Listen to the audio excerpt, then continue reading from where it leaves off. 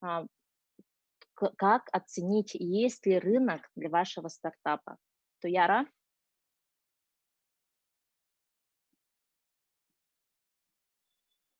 Алло.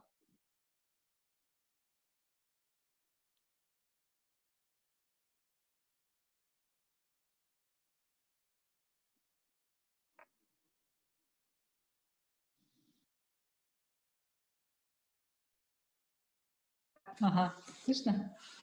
Меня зовут Туяра Шадрина. Да, хорошо. Ага, я руководитель компании Webin.com. Ну, мы начинали давно как SMM-компания, сейчас у нас уже все виды онлайн-продвижения и проект, с которым мы пошли в IT-парк, стали резидентом, это цифровая воронка продаж. Так, я тут хотела немножко вам показать кое-что. Сейчас немножко залогинюсь, пока у нас пару минут люди собираются. Ага. Так, меня попросили сделать интерактив, и поэтому я начну с небольшой вводной презентации, а потом уже пойдем, я хочу показать вам несколько ссылок, ресурсов и прокомментировать их. Как это можно, вы буквально можете, если за мной повторять, если вы находитесь у компьютера, то тут же иметь возможность быстро оценить свой проект, свой рынок, например. То есть это будет такая максимально практически ориентированная у нас сессия. Так, сейчас я включу демонстрацию экрана. Так, ага.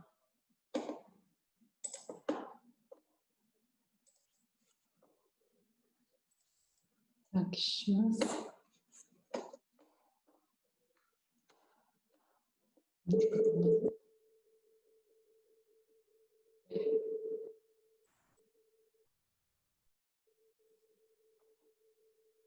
Пищит.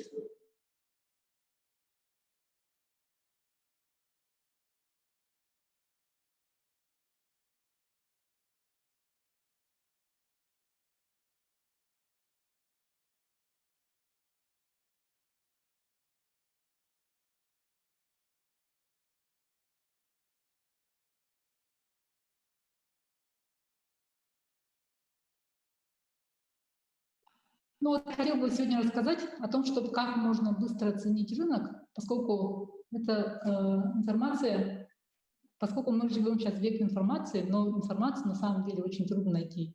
Информации так много, что полезную, тем более вообще отыскать иголку в стоге сена очень трудно. Я хочу вам поделиться буквально сегодня несколькими ресурсами, которые позволят вам достаточно быстро и правильно оценить рынок. Ну, самое главное, чтобы не было такого, что люди делают стартап. Отключилось что-то у меня экран. Ноутбук отключился. Не видно, да?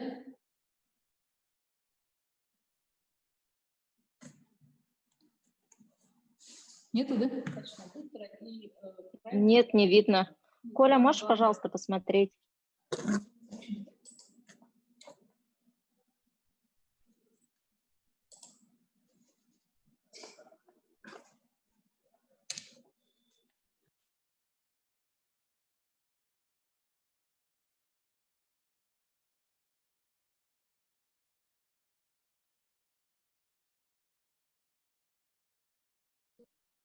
Да, пока решаем технические проблемы, я хочу напомнить, что вопросы вы можете задать в чате Zoom, а также у нас на сайте Saha Innovation идет тоже прямая трансляция, и там в комментариях тоже можете писать вопросы. Хорошо?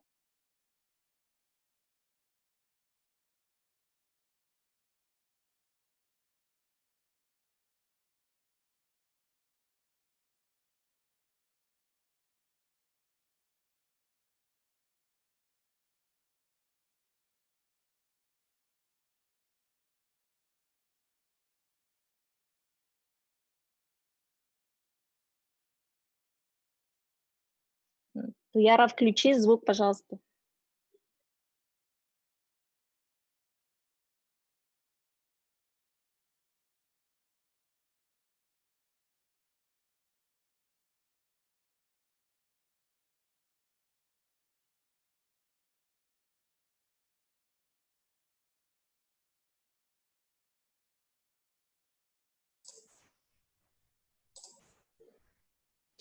Так, слышно Да, теперь? теперь слышно. Спасибо. Видно экран? Да, видно. Ага. Так, как раз-таки хотела сказать, что напишите в чат, пожалуйста, какой стартап, какую отрасль хотите оценить. Ну вот сейчас, если у вас шанс, буквально я вам покажу, наводку сделаю, и вы поймете, в каком направлении двигаться, и как это все сделать быстро достаточно. Потому что, мне кажется, нет ничего обиднее, когда ты целой командой собираешь, делаешь стартап, на это уходит несколько месяцев, а то и там пару лет, потом начинаешь изнурительный этап сессии с инвесторами, и в конце концов оказываешься, ну, как бы выжатым, как лимон. Когда выводишь, пытаешься вывести на рынок свой продукт, возникают проблемы. Ну вот у американцев, кстати говоря, когда-то я слушала тоже один из материалов во время Сколково или когда, не помню, у них было такое, что при разработке стартапа компании тратят 10% собственно на разработку технической стороны вопроса, а 90% они тратят на исследование рынка. Потому что как воспримет их рынок, это самое главное. У нас, к сожалению, в России, мне кажется, ситуация наоборот. Ну, на маркетинг тратится очень мало. И было так, что вот несколько резидентов подходили к нам ну, по поводу рекламной кампании, и возникали вопросы, мы начинали смотреть, и ну, было видно, что домашку, так сказать, домашнюю работу по маркетингу никто не выполнял. И возникали как раз такие проблемы, когда уже продукт готов, продукт нужно продвигать, и с этим возникает проблема. Какое УТП, уникальное торговое предложение у стартапа, на чем его двигать, чем оно отличается от конкурентов, что продвигают конкуренты, вот эти вопросы ну, повисали в воздухе, а этого быть на самом деле не должно. Потому что знание рынка, знание целевой аудитории очень быстро сокращает ваш путь и к инвесторам, и ну, вообще как бы сокращает всю стадию вывода продукта на рынок. Так, вот это я, это обо мне. Я вообще экономист по образованию, бизнес-аналитик, журналист, ну, то есть профессиональный поисковик информации. Проходила в свое время стажировки. Сейчас мы занимаемся ну, вот, всеми видимыми маркетингом услуг, онлайн-продвижением, включая социальные сети, контекстную рекламу, интеграцию CRM-систем, ну и вот разработка сайтов-ловушек специально под это. Так, и давайте начнем с того, что у нас вообще происходит на рынке. Это было исследование, как раз интересно то, что этот обзор делался в январе этого года, 2020, то есть до пандемии мир был, и как он сейчас поменялся. Вот посмотрите, видно, да, первый слайд. Ну, человечество погружается в онлайн, телефон становится продолжением руки, и в среднем температура по больнице средний житель Земли проводит в интернете 6 часов 43 минуты. И что он делает в эти 6 часов 43 минуты? Из них 2 часа 24 минуты он тратит на социальные сети, 3 часа 18 минут он тратит на телевидение, ну, цифровое телевидение имеется в виду. На музыкальные сервисы и на стриминг он тратит почти полтора часа, час 26. И на игровые консоли, ну, подсчитано такое время, в среднем усредненный человек, усредненный житель Земли тратит 1 час 10 минут.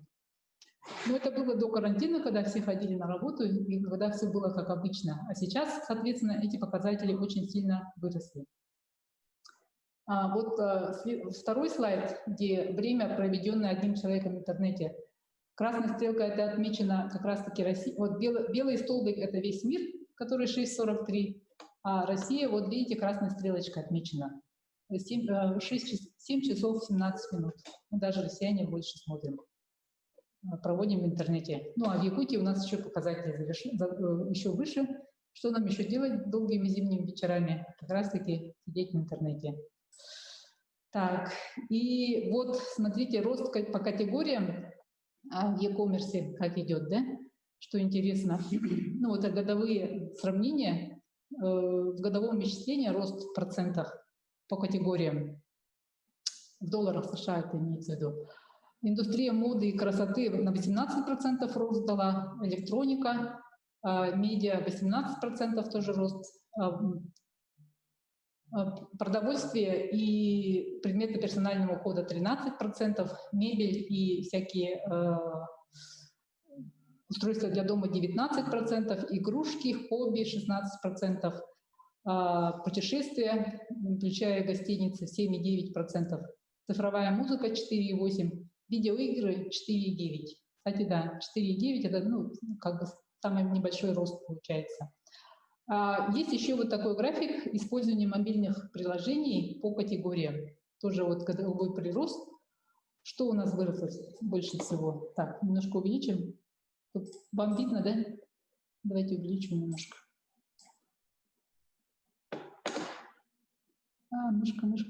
Мышка убежала. Ага. Так, мессенджеры на 89% выросли, красненькое. Дальше идет приложение для социальных сетей, тоже 89%. То есть человечество принялось очень много общаться. Приложения по развлечениям и по видео 60%, 65% рост, игры 47% рост. Приложения для шопинга 66% рост. Музыкальное приложение 52%. Геокарты и прочие геосервисы 65%. Банковские приложения для оплаты цифровыми методами 35%. Устройства для свиданий, дейтинг 11%, и приложения для здоровья и фитнеса 26%. Ну вот, видите, какие у нас тут получаются картины. И вот что интересно, хотела бы сказать, что жители Якутии у нас очень активные. Несмотря на то, что мы находимся далеко, мы очень много копаемся, как я говорю, долгими зимними вечерами сидим в интернете. И вот даже была встреча, когда в Мининновации с представителями Билайна я нашла в открытых источниках. Билайн — это что такое? 200 населенных пунктов, он осуществляет сотовую связь. То есть это очень даже показательная картина. Один из 3 большой тройки, то есть, статистически его информация является достоверной для всей республики. И вот что говорят представители Билайна. Каждый второй абонент Якутии пользуется связью 4G, то есть это хорошая, большая связь, много он ходит в интернете, и значение это в 1,5 раза выросло за год, с октября 2018 по октябрь 2019 года. И в среднем на абонента стало приходиться в 2 раза больше интернет-трафика. Общий объем потребленного клиентами Билайн интернет-трафика в октябре 2019 в 4 квартале вырос 3 раза по сравнению с аналогичным периодом годом ранее. И один абонент Билайн в Якутии, тут уже можем приравнять, один абонент мобильной связи в Якутии потребляет сегодня порядка 14 гигабайтов 4G трафика. То есть что это такое? Это равно тому, что посмотреть 25 45-минутных серий любимого сериала, загрузить сеть, или же загрузить сеть 12 тысяч фотографий, или неделю нон-стоп слушать музыку в режиме онлайн, или месяц 24 часа в сутки играть в онлайн-игры. Вот такие данные. А если сравнить с ранними слайдами мировыми, да, получается, что у нас якутяне качают трафик даже в 2 раза больше, чем американцы, и вообще больше всех в мире. Вот такие мы якутяне, оказывается. Так, и вот теперь мы переходим к периоду. Стартапы в основном, наверное, все-таки игровые, да, будем рассматривать.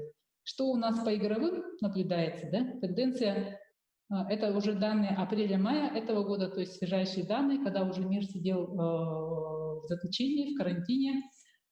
Все наблюдали, все говорят о том, что индустрия онлайн-игр процветает. До пандемии было 2,5 миллиарда игроков в мире. А сейчас, когда многие ищут способ проводить время и общаться без риска, интерес к онлайн-играм очень сильно вырос. И почему? Потому что такие люди справляются с неуверенностью, разнообразят рутину, в то же время общаются с друзьями во время пандемии.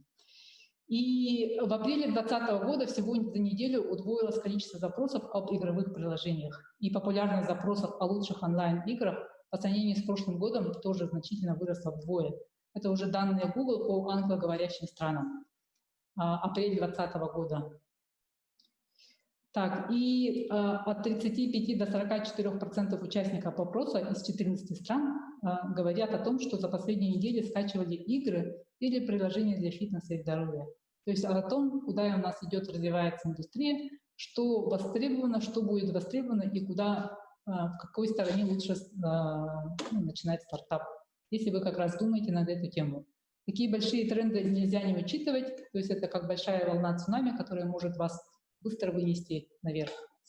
Всегда лучше ловить такие большие волны, ну, как оседлать волну, как все говорят, от финансистов до прочих. И на этом, как бы, на растущем рынке очень быстро и удобно расти. И инвесторы, кстати, очень любят такие растущие рынки, они всегда отслеживают тренды. Какая отрасль в фаворе, какая отрасль уже угасает. Так, и вот самый главный тренд, то, что все отметили, о том, что люди начали собираться в сообщества онлайн. Но вот эта пандемия сказалась тем, что игроки, не игроки, все собираются в сообщества. То есть мало того, что люди стали больше поисковых, в 2 раза больше, не просто так, а именно в 2 раза выросло количество поисковых запросов, лучшие онлайн-игры. И люди стали играть вместе. То есть количество поисковых запросов онлайн-игры для друзей, то есть когда несколько человек играют в онлайне одновременно, выросло в 20 раз. Это говорит о том, что многие хотят играть со своими друзьями, родными и близкими.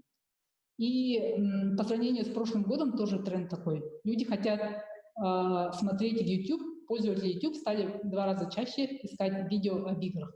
Как играть? Покажите мне, как играют другие. Я тоже так же со своими друзьями буду игру. И люди даже стали смотреть, это тоже новейший тренд 2020 года, люди стали смотреть просто игровые трансляции, как играют другие. И это, оказывается, людей затягивает. Но это, получается, они получают, как говорят психологи, быстрый дофамин, и они подсели на эту дофаминовую, как сказать, иглу и не могут слезть. И это такой тренд, который он будет продолжаться, расти. И все компании должны это учитывать и выстраивать такие игровые механики в своих играх с учетом вот этого. Как людей заставить подсаживаться на это время. Как заставлять, оставлять комментарии, чтобы люди оставляли. И вот очень много каналов популярных авторов на YouTube, они как раз-таки вышли на том, что они предлагают зрителям играть вместе с ними в режиме онлайн. И это многих так привлекает, оказывается. Так. И вот какие могут быть рекомендации. Люди стали играть в игры, и люди стали смотреть, как другие люди играют в игры. И самая главная рекомендация, то есть, когда вы создаете стартап, вы уже должны сразу думать о создании сообщества ваших игроков среди ваших пользователей. Потому что уже были соответствующие исследования, Эдельман, что 83% пользователей хотят видеть, что бренды общаются с аудиторией. То есть на это надо думать, на это надо расписывать, надо, как бы, кто будет в команде этим заниматься. Ну и без этого просто вот как бы далеко не уедешь. Вторая рекомендация – это нужно искать то, что ищут люди, ваши пользователи. Отзывы, критика, вот на что надо обратить внимание при выводе продукта на рынок. И в этом отношении очень хороший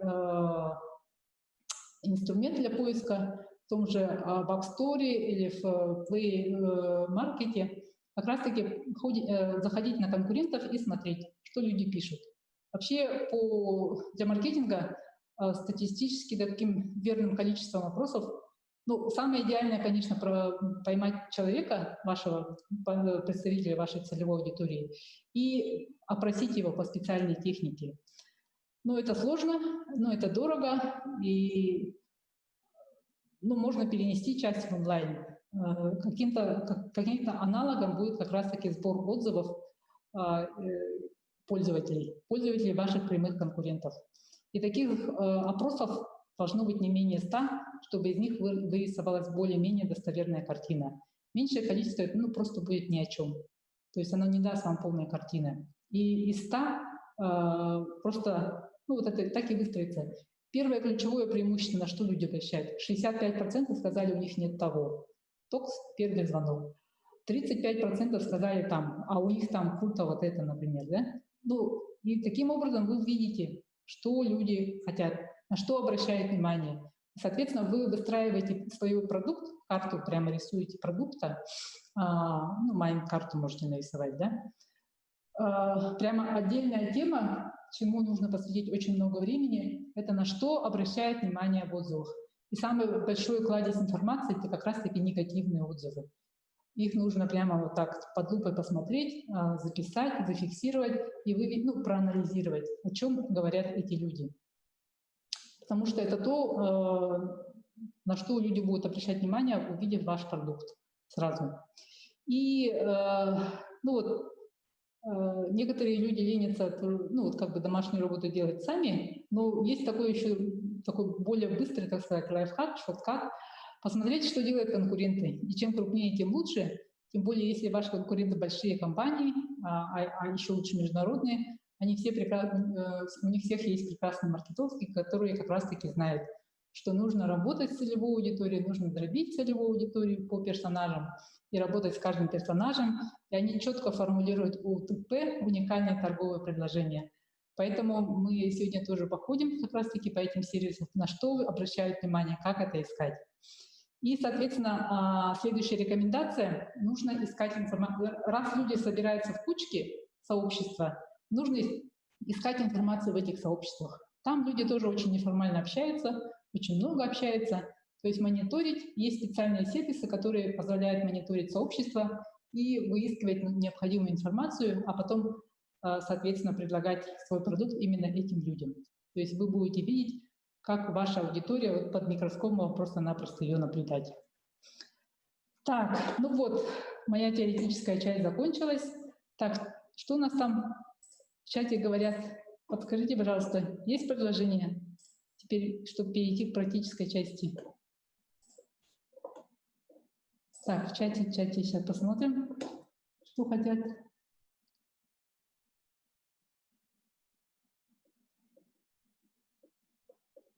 Какую отрасль хотите посмотреть? Пишите быстро. 5 минут. Яра, да, есть вопрос в YouTube, в комментариях YouTube. Там спрашивают, как узнать ключевики, если видео в YouTube или пост в Инстаграме. Яндекс, AdWords не хватает. Да. Вот сейчас как раз мы туда пойдем. Какую отрасль они там имеют в виду? Надя, запросы ключевые с поиска YouTube и Инстыгы. А в какой отрасли? Так, сейчас я спрошу у него. Ключевые слова, они, соответственно, какой-то отрасли должны относиться.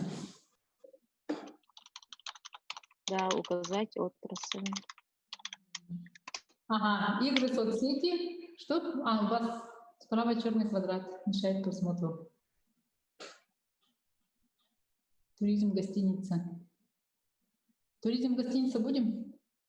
Или не очень актуально сейчас в свете пандемии? Так, еще 10 секунд на выбор. Или я тогда сама уже пойду.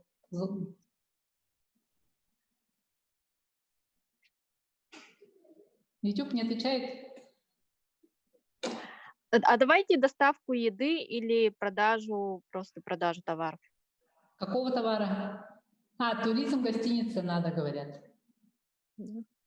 Путешествие, да? Да, тут тоже просят, в YouTube тоже просят туризм и гостиница. Ну ок, пойдемте, ага. Да, также радиостанции. Радиостанции это как? Ну, тут пишут радиостанции. Например, радиостанции написали.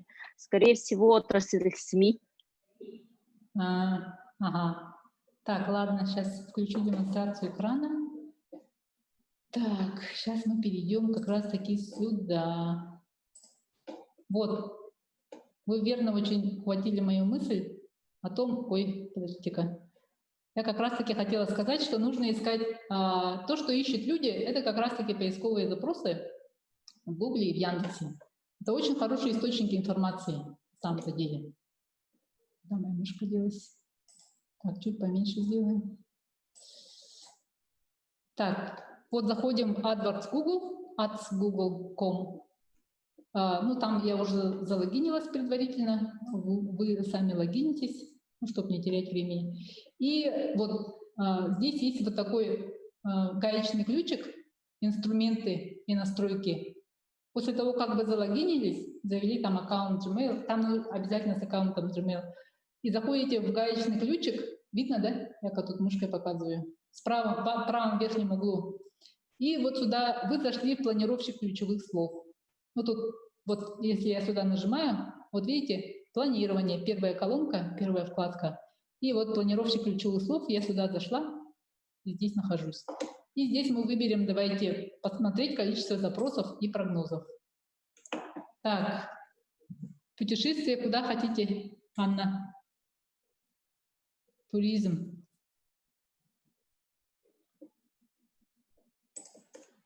Но туризм надо в какую страну, потому что тут как раз-таки по контексту нужен.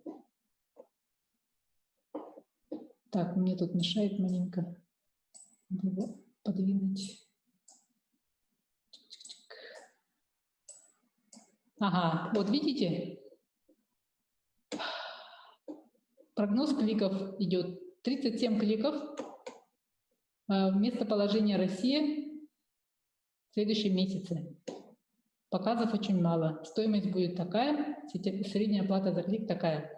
Ну, то есть вы видите, тут, кстати говоря, очень хорошо посмотреть. Есть еще такой инструмент. Всегда смотрите и то, и другое. Видите мой экран? WordStat. Ой, Яндекса.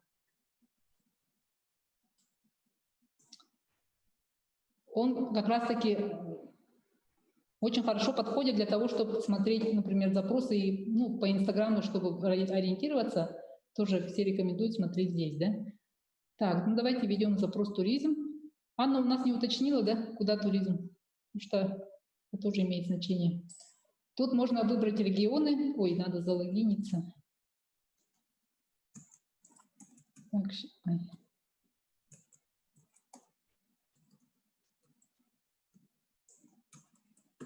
так, пардон, мне тут надо залогиниться. Сейчас пароль я, к сожалению, наизусть не помню. Так. Ага.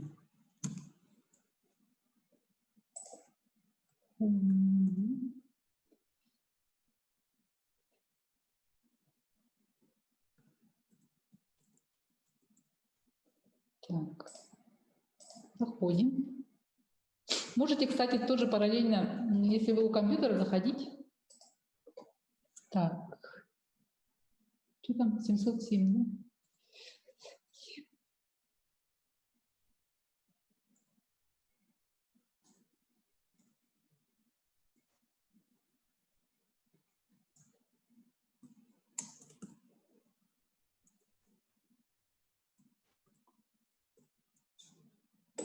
Вот в Google я залогинилась, я сюда не подумала. Так, вот смотрите, по слову туризм 1 102 000 запросов в месяц. Это у нас были все регионы. Тут мы можем выбрать себе регион, какой хотим, потому что лучше всегда смотреть по какому-то конкретному региону. Можно выбрать вот так по регионам. Так, капча опять вылезла. Stonefield.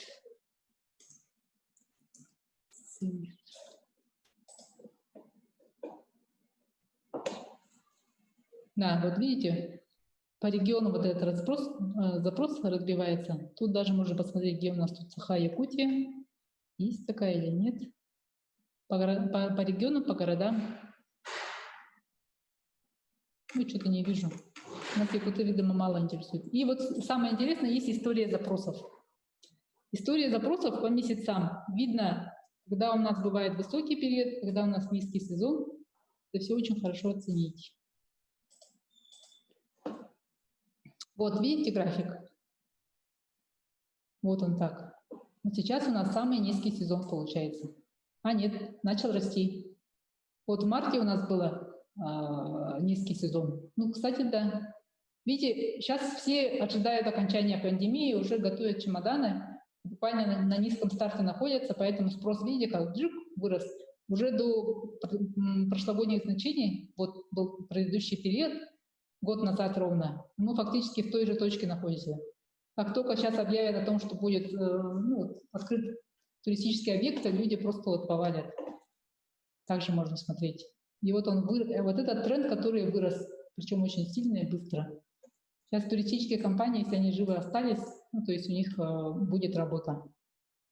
И, соответственно, вот здесь мы видим внизу табличку.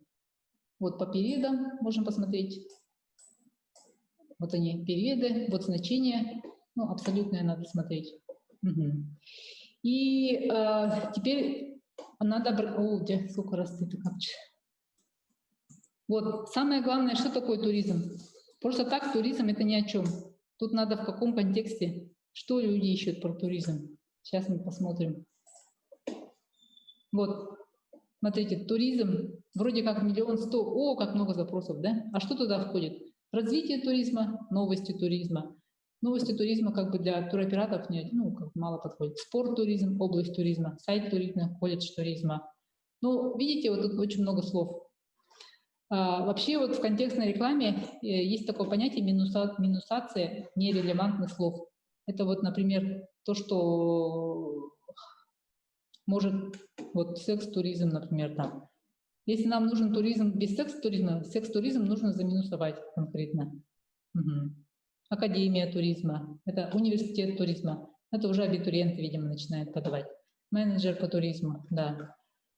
Соответственно, их минусуем, ну, есть специальные операторы, их можно тут тоже заводить. И смотрим, какие у нас... И вот что люди ищут. Ну, тут не показательно. Так, есть там какие-то еще другие примеры? Кто хотел что? Радиостанции, например, да? Спрашивали, да? Был вопрос. Давайте радиостанции посмотрим. Какие радиостанции вообще люди ищут? Так.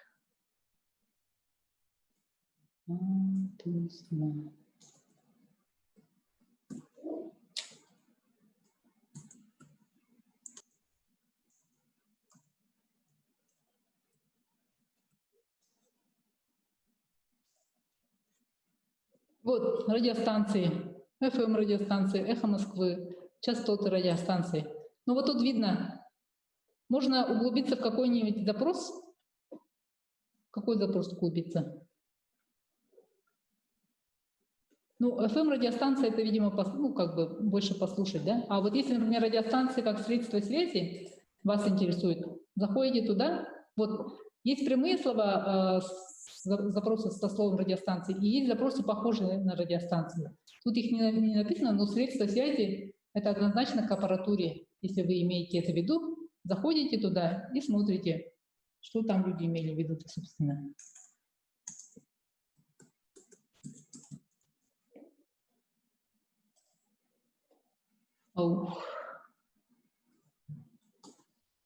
Что-то у нас тут Яндекс нам сегодня не благоволит. Короче говоря, собирайте полное, это называется семантическое ядро, как люди вводят, как люди ищут информацию. И нужно делать это и в Яндексе, и в Гугле. Смотрите, средства связи, 161 000 показов в месяц. И на что она распадается? Технические средства связи. При перерыве, организация средств связи, вот, средства информационной связи. Ищите, что подходит вам, и смотрите похожие запросы средства связи. Посмотрели здесь, какие циферки у нас получились. Перейдем в Google. Инструмент тоже, прогноз поисковых запросов. И начинаем здесь тоже смотреть. Потому что это совершенно две разные системы.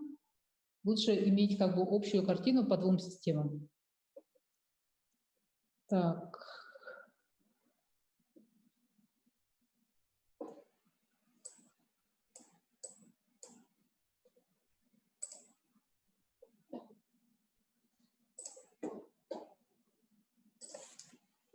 Так, средства связи, да? Радиостанции, вернее.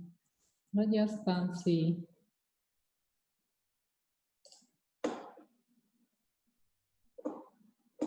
Вот так ищите. Смотрите, тут количество запросов в месяц совсем другое, чем в Яндексе.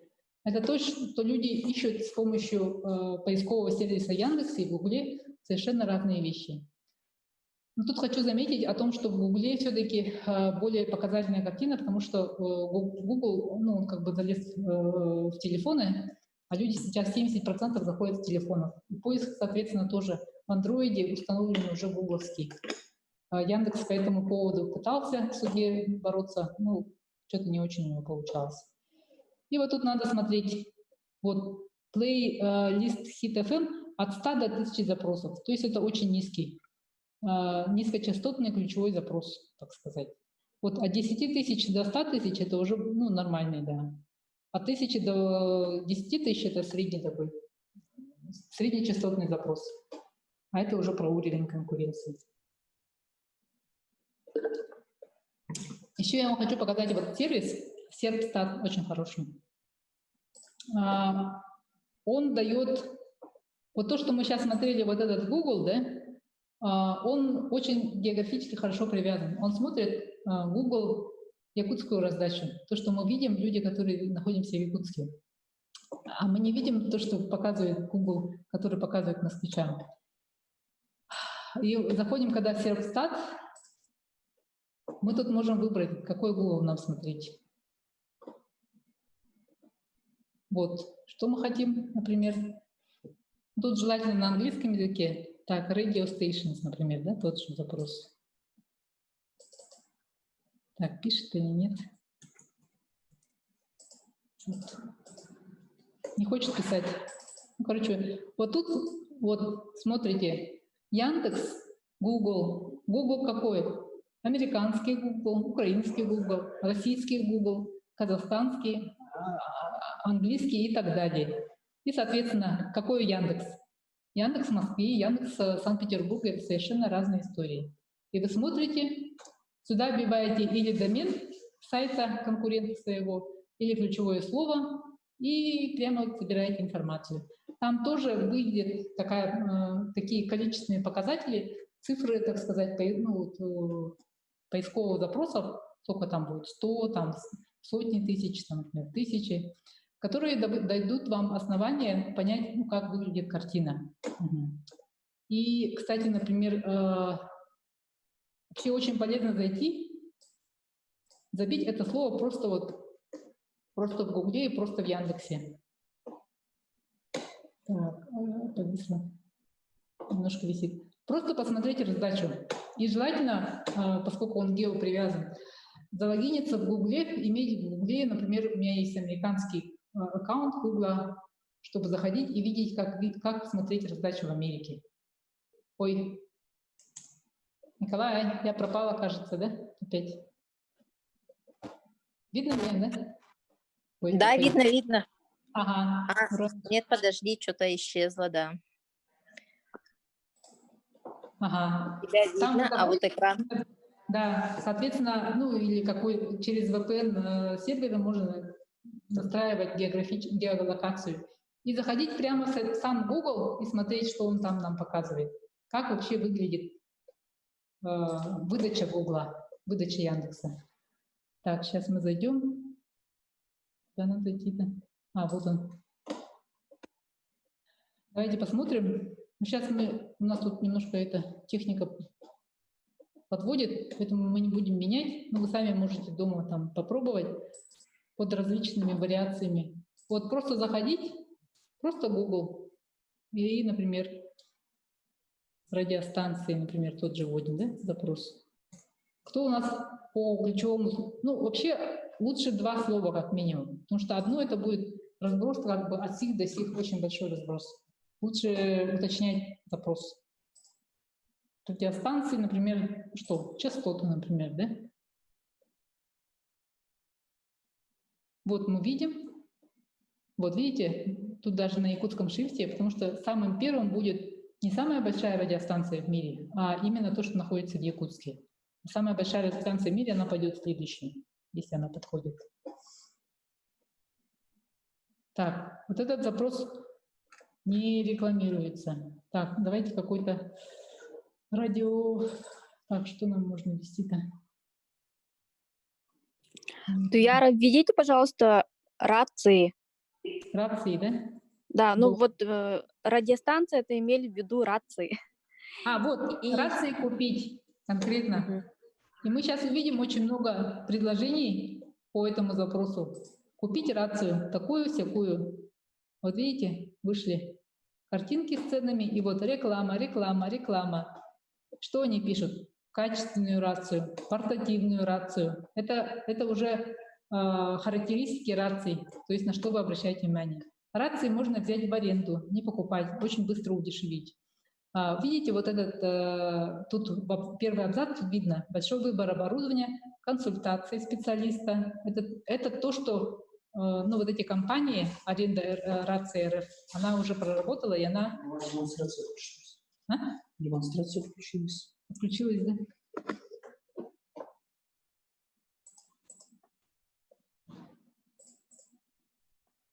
Ага. Вот, рации купить, видите, вышли как раз-таки... Ой, что-то опять погасает экран. Он это нестабильный. Вот, что люди написали?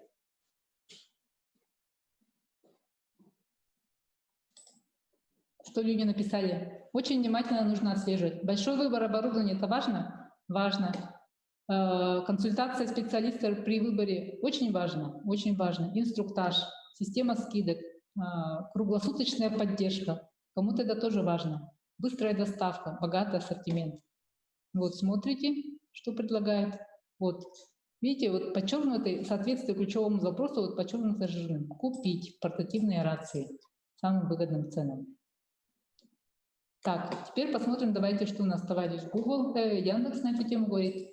У Яндекса есть очень хорошая фишка. Сейчас покажу. Яндекс. Сниппеты. Кстати, я вам хочу показать. Как раз-таки это люди, которые делают домашнюю работу очень хорошо. Сейчас мы сделаем. Купить рации. Ай.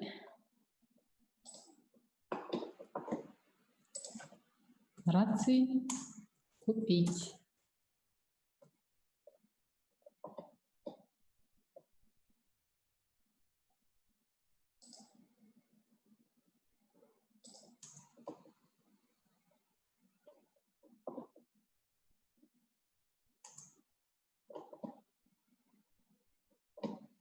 Немножко лагает. Кстати, вот по ключевым запросам все большие маркетплейсы, в том числе и App Store, и Play Market, и вот AliExpress, я недавно слушала, и Wildberries, и все большие маркетплейсы, они очень сильно заточены на то, соответствие ключевым словам. Поэтому вот эти ключевые слова вы должны изучать, потому что это люди реальные, которые покупают, они их ищут.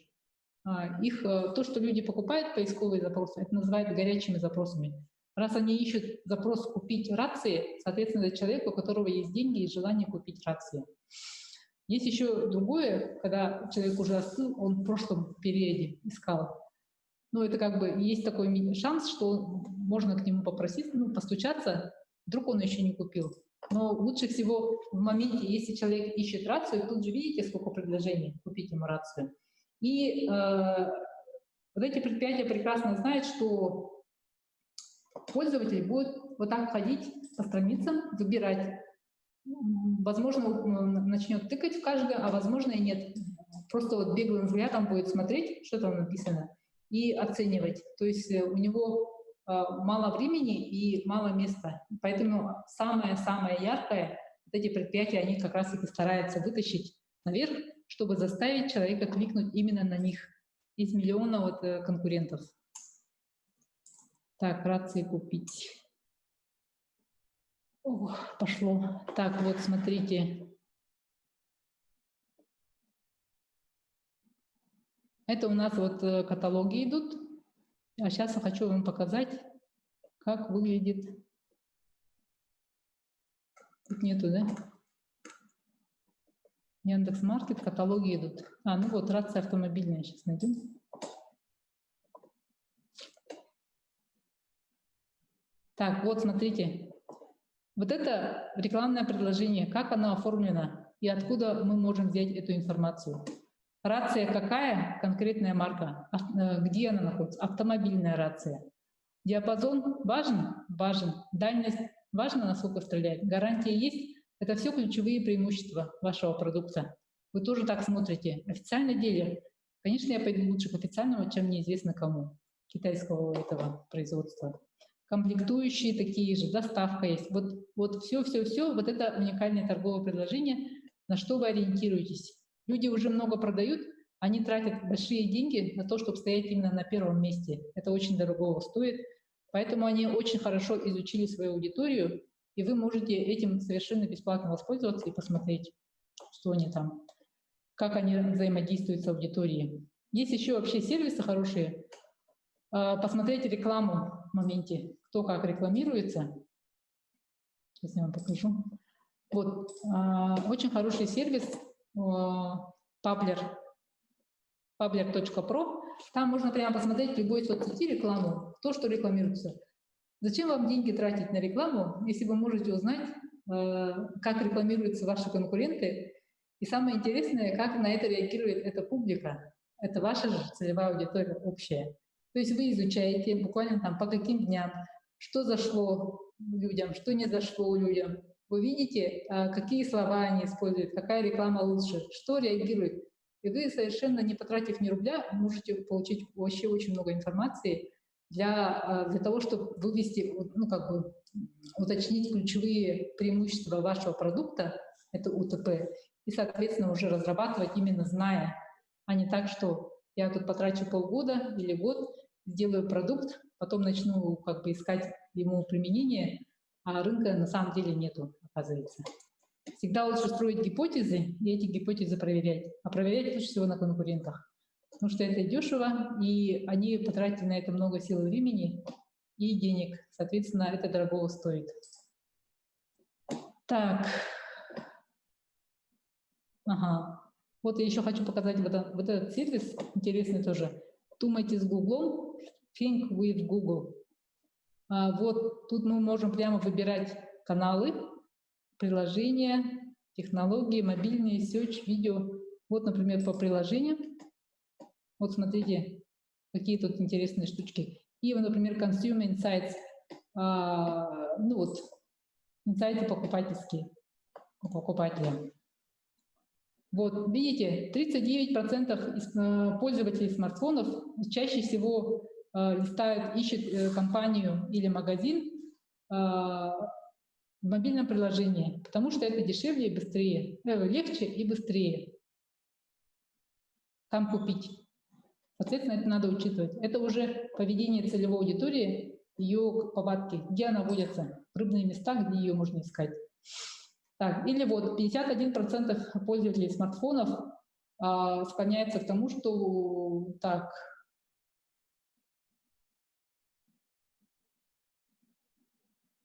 Ну, они ищут по названию бренда, когда они ищут конкретно что-то. Вот, то есть люди обращают внимание, люди запоминают. И этим тоже можно воспользоваться. Так, вот, 63% пользователей, они смотрят на рекомендации продуктов. То есть, опять же, отзывы. Отзывы. Это вот матчасть, учите матчасть, делайте домашнюю работу, и будет вам счастье и большие продажи, как говорится. Так, вот, 79% ищут ну, скидки, промо-акции, когда они ищут. Это для них тоже важно. Какая-то игровая механика для них тоже важна. Угу. Так, и вы прямо вот, когда делаете поиск, вы, ну, в Excel или где можно так сделать целую таблицу, ключевая фраза, спрос какой, конкуренция какая в этой среде, и прямо так собирать досье целое. По ним собираете, соответственно, полную картину, чего хотят люди, что хотят мужчины, что хотят женщины, и уже под это вы уже формируете. Можете ли вы это сделать? На что упирают конкуренты, а чем вы можете от них отличиться? То есть оттройка от конкурентов должна быть всегда. Чем вы лучше? Почему я должен купить ваш продукт, а не другой? А у него там то-то. Потому что для каждого человека целевой аудитории, ну, для него какие-то резоны важны. И нужно их прямо вот нащупать и бить в точку. Так. Это показала.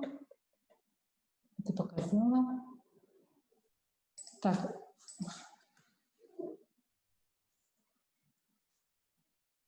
Рации. Тут она по-русски возьмет или нет? Ну-ка посмотрим. Давайте.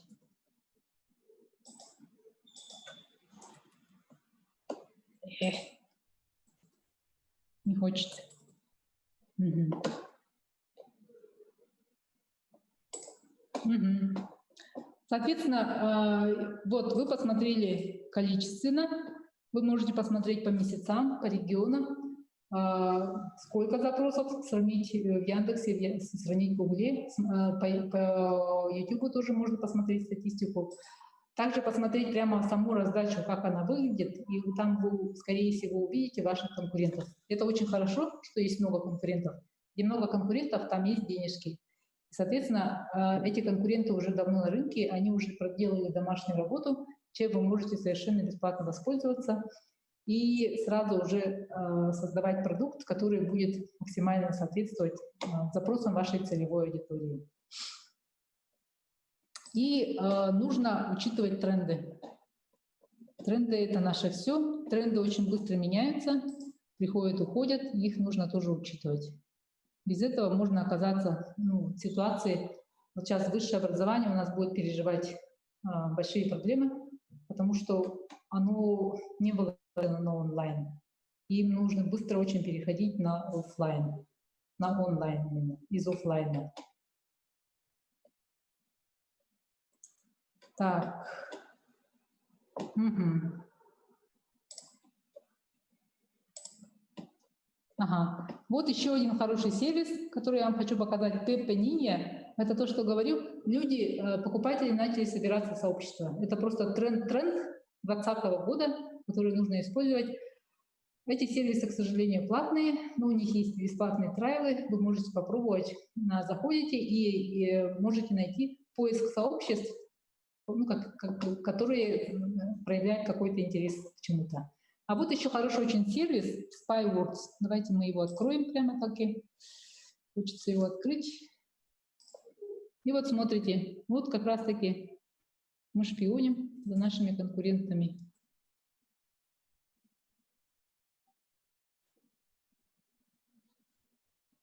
Посмотрим, по каким ключевым словам они рекламируются.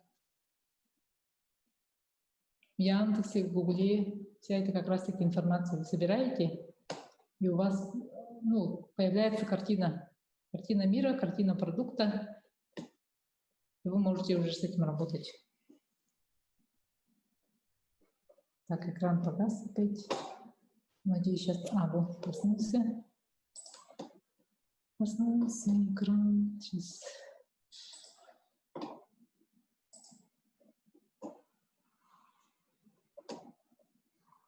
Так, давайте. Пишем что? Рации пишем, да? Рации. Купить. Вот видите, узнавая запросы конкурентов. Угу. Вот, мы видим, что показав месяц по запросу именно рации купить, именно этому запросу. А в Яндексе было 394, количество рекламодателей 6, средняя стоимость клика у нас такая. То есть мы даже можем оценить, сколько денег нам нужно потратить. А в Гугле меньше было, видите, существенно меньше, 62 запроса, 6 рекламодателей. Обычно люди, когда начинают рекламироваться по контексту, они и тут, и там должны присутствовать. И вот смотрим, вот это у нас вкладка Яндекс, тут у нас, мы сюда переходим, это у нас вкладка Google. Вот.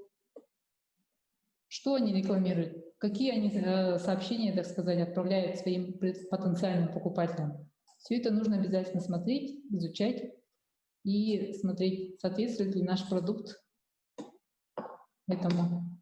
Что у нас есть лучше, чем у них, чего у нас не хватает этого. И вот смотрите, вот тут уже какие запросы также покупают. Похожие на этот запрос рации купить. Стационарная рация купить, там еще какая-то. Ой, нет. Ноутбук живет своей жизнью, к сожалению. Ага. Так, вот тут вы изучаете все вариации. Угу. Ну вот эта бесплатная версия, она, конечно, ограничена, но тем не менее она дает хорошую картину. Вот, можно посмотреть все запросы, Но для этого нужно хотя бы зарегистрироваться. Зарегистрируйтесь, там не должен быть трайл на какой-то период. Ну, уже можно... Ну, короче говоря, поняли мысль, да? Информация есть, информация даже бесплатна во многом, чаще всего. И нужно искать информацию по конкурентам, это, ну, как «Отче наш», и самое главное, тоже отзывы собирать. Отзывы должно быть не менее 100, чтобы быть статистически показательными, чтобы они говорили уже, ну, давали реальную, общую, полную, более-менее полную картину. Так. Есть у нас... Так, теперь вопросы. Есть вопросы? Матросов. Да, в том же Ютубе вот спрашивают, есть ли какие-то сервисы, где можно посмотреть количество запросов Инстаграма и Ютуба, хотят вот именно там они выйти в топ, и говорят, что в Якутске SEO не работает, вообще вот такая реклама не работает, не продается, то есть не покупается, и получается, как выйти в топы? Ну, вот вы немножко там рассказали, как выйти эффективно, да, посмотреть конкурентов и так далее. Может быть, Ну, сейчас... нет, это у нас был, да, это уже другой вопрос про продвижение. У нас в Якутии ситуация, конечно, такова, что 90% бизнесов, они представлены в Инстаграме, и там через него хорошо продаются. Контекстная реклама по многим отраслям, мы когда делали рекламу, действительно очень мало запросов целевых. Ну, буквально 10-30 запросов в месяц только выходит именно таких, то, что люди сейчас ищут, и то, что им тут же показывается в моменте. Этого, конечно, мало для того, чтобы выстраивать рекламную кампанию. Но по YouTube это тоже там надо смотреть Google AdWords, а по Инстаграму именно вот таких цифр, конечно же, нету. Но зачем я показывала вам WordStat? То, что люди ищут, это, соответственно, нужно использовать где? Инструмент поиска в Инстаграме — это хэштеги. Соответственно, вы смотрите, что люди ищут, и под каждым постом обозначаете, прямо собираете облако хэштегов. Хэштеги не простые, а тоже по конкурентным преимуществам, по УТП. И в каждом посте, ну может, не в каждом, в среднем нужно не более 30 хэштегов в одном посте указывать. Больше не имеет смысла, он все равно отсечет. Но одни и те же хэштеги каждый раз, как бы каждый день вставлять тоже нехорошо. Инстаграм этого тоже не любит. Это должен быть определенный график. В контент-плане у вас должно быть в понедельник одна группа хэштегов, это шахматка называется. Во вторник, среду, четверг, пятницу, соответственно, другие. Соответственно, вы используете максимальное количество хэштегов, и у вас не будет, ну, в посте же есть ограничения, там 500 небольших знаков, вам будет, останется место, чтобы там написать собственно про пост, что вы хотели сказать в этот раз. Угу. Так, еще вопросы?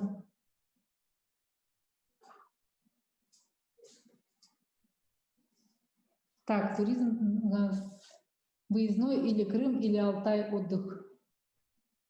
На отпуск можно за границу. Ну вот туризм, он как раз-таки геопривязан. Туризм в Крыму, туризм на Алтае нужно искать и находить. Вы имеете в виду, Александра, для себя, для отдыха или вот как бизнес? Это тоже имеет значение. Ну, потому что одно дело смотреть как потребитель, а совсем другое дело смотреть как бизнесмен, как человек, который готовит стартап. Ему нужно понять этот рынок больше.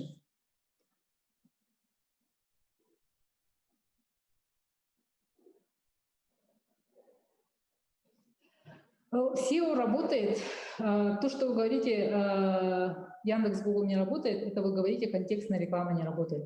В Якутске зато очень хорошо работает SEO. Как раз-таки в поисковике стать запросом номер 1 очень легко, потому что конкуренции мало. Это очень хорошо нужно прописывать, ключевые слова.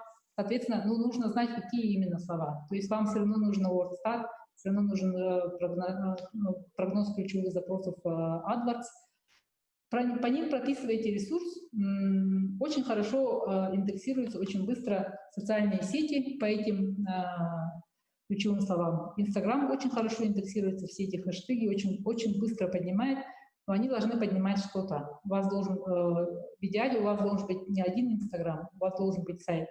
На сайт ведут, все дороги ведут в Рим, и все дороги ведут в сайт. Этот сайт, он будет подниматься и постоянно находиться. Вот даже у нас было такое, что мы когда-то лет 5 назад, что ли, сделали сайт по какому-то продукту такому, да, сувенирному. Вообще забыли о нем думать, и вдруг недавно, буквально зимой такой звонок. Ой, а можно купить там это? Мы такие, ой, ну, не знаю, откуда вы нас нашли, а вот вы тут в Гугле, я приезжая, я прогуглила, а вы тут ваш сайт на первом месте как раз. Посмотрели, действительно, вот сайт стоит, и люди, оказывается, его находят очень хорошо. Ну, по России, конечно, это уже другой вопрос.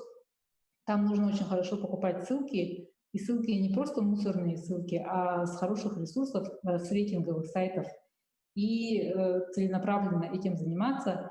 Но это дело не быстрое, сразу скажу. Вот чем хороша контекстная реклама.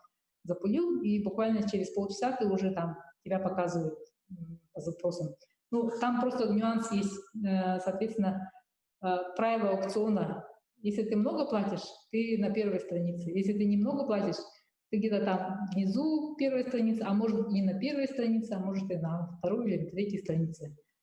Там все решает принцип аукциона. Кто сейчас есть из твоих конкурентов на рынке.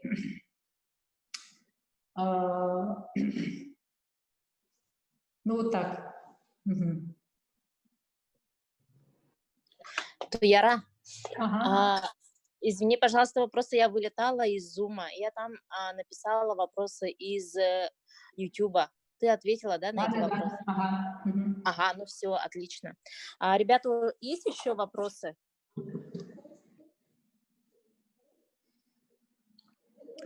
Ну, если нет, то давайте все поблагодарим Туяру за такую интересную, подробную, информативную лекцию по оценке рынка, да.